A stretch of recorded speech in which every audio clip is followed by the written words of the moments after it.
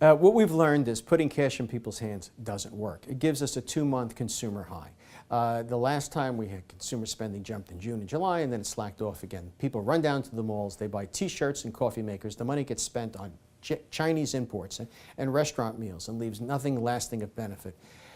If we were to have a stimulus package, and I think we should, it should be focused on infrastructure and R&D so that we leave some kind of legacy behind.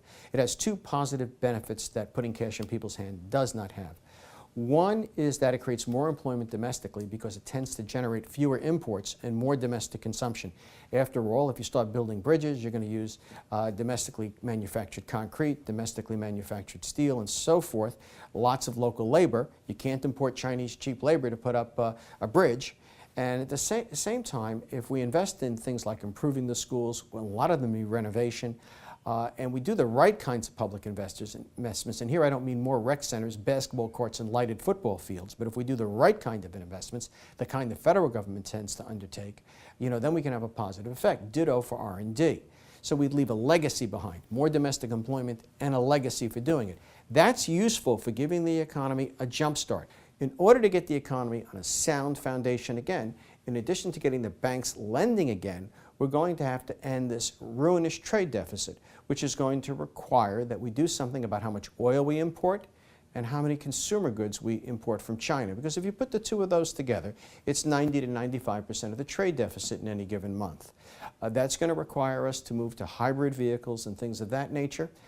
We can't do it by raising the price of gasoline alone. If $7 a gallon gasoline caused people to drive hybrids, then Mercedes and Daimler would be leaders in hybrids today, which they are not. We're likely simply going to have to regulate that with higher mileage standards.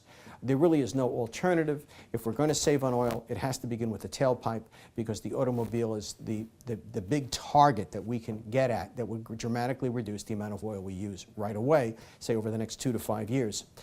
With regard to China, China undervalues its currency by essentially buying dollars in foreign exchange markets, and we're going to have to do something to offset that. We can't stop them from buying the dollars, but we can tax dollar-yuan transactions.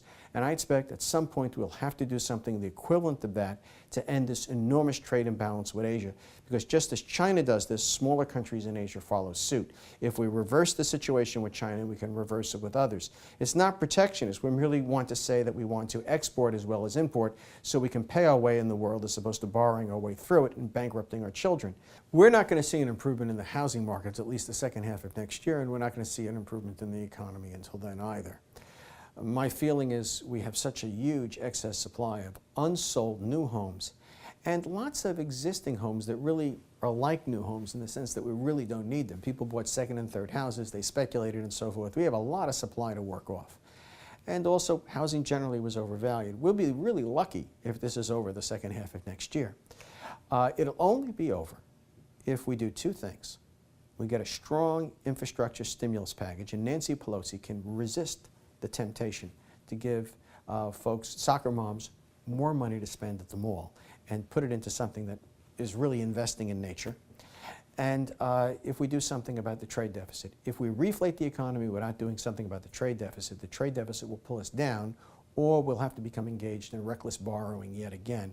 And that will, if you think this is bad, wait till you see the outcome of that.